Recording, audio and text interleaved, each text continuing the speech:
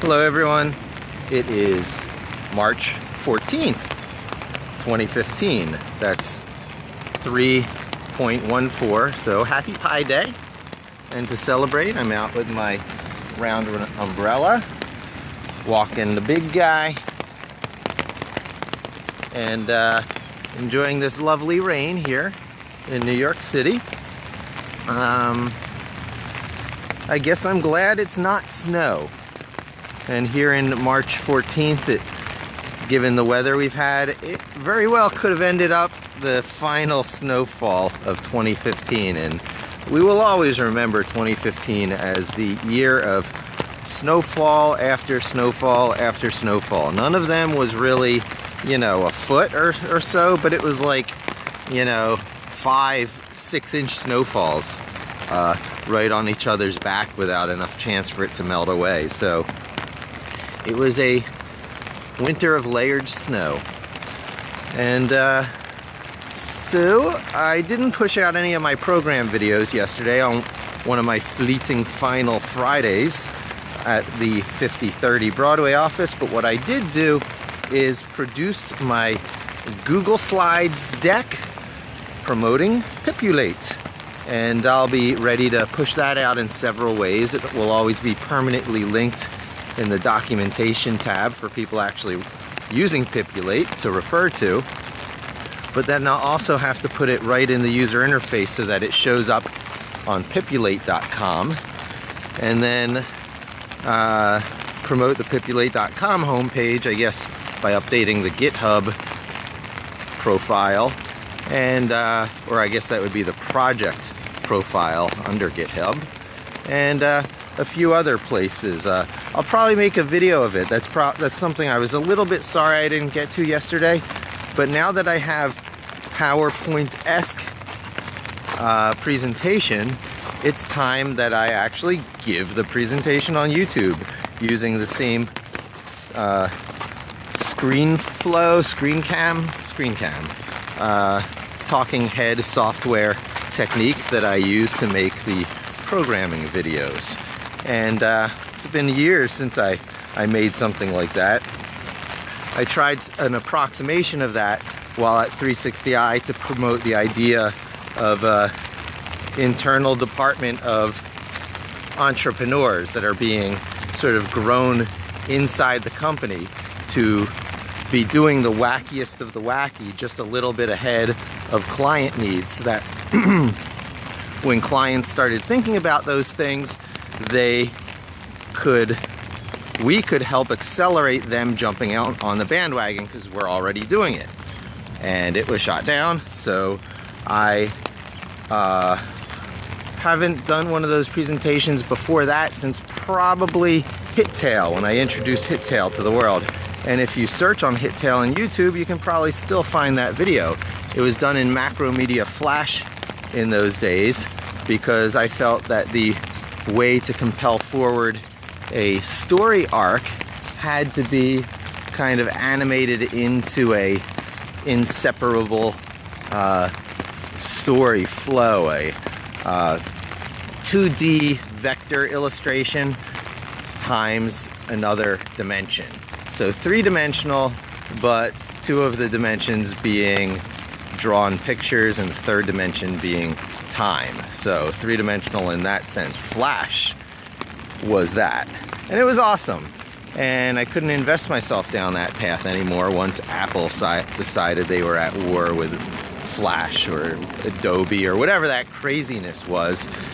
And that story goes back further because, Adobe used to be a Mac almost exclusive developer, and everything came out later on PCs, and then one day it flip-flopped. Adobe was primarily a PC platform piece of software, and then the PC version of Photoshop was always ahead of the Mac version, and for a while stopped even coming out in a Mac version, and it pissed off Steve Jobs like nothing else. And some think that Apple not going out of their way to support Flash on the iPhone was a kind of direct response to what Steve Jobs saw as a personal attack by a developer that they helped make.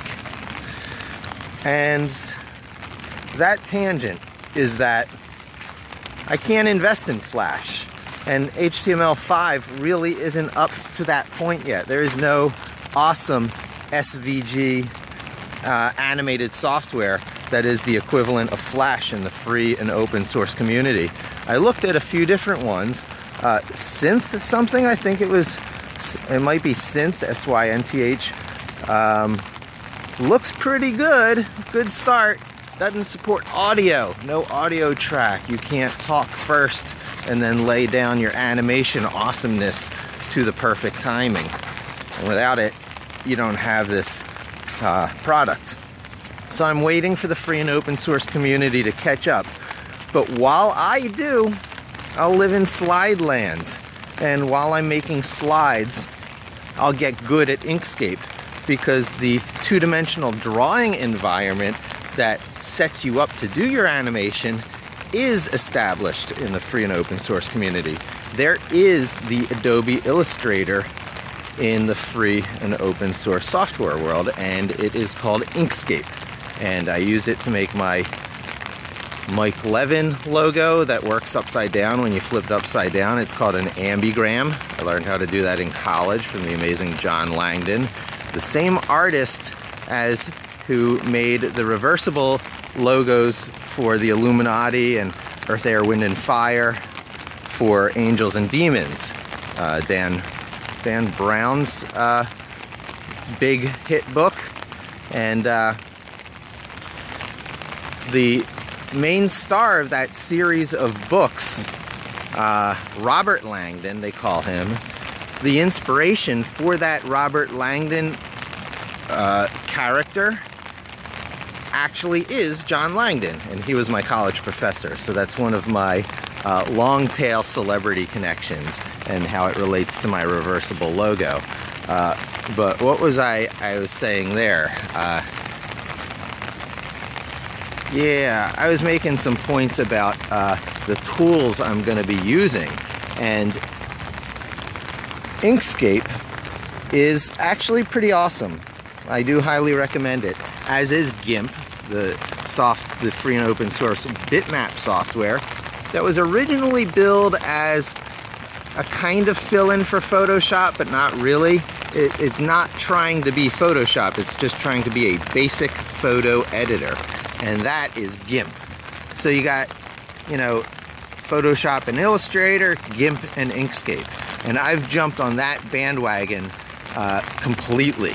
Like, I don't use the Adobe stuff anymore. I've stopped trying to keep versions that I can get to run and actually work on whatever hardware I happen to be on.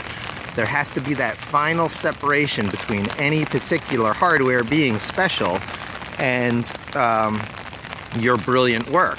Your brilliant work has to transcend the hardware you're running on, so you can survive hard drive crashes, so that you can survive version upgrades by the vendors of the software that you're using to do your stuff. So the more you keep yourself on free and open source, the more likely you're going to be able to load your files in the future and run them and actually use the same versions of the software you were using back in this day, because it's all going to be archived and running pretty slick on tomorrow's virtual machines. Tomorrow's virtual machines will be complete no problem emulations of all of today's hardware platforms, you know, for sure. And software platforms maybe, because whether your iPhone of today could be virtualized in the future is all kind of tied up in licensing.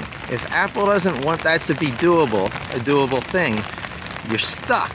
But if you're on some free and open source platform today as your main computing platform for your pictures and your, you know, your life, just everything going on in your life, then you'll be able to play that back on virtual machines in the future, because free and open source, you know, you're not restricted. You can do whatever you want.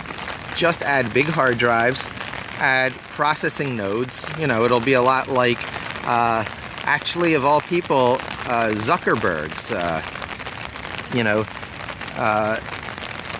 his vision for open source routers, open source motherboards and components for data centers is actually right on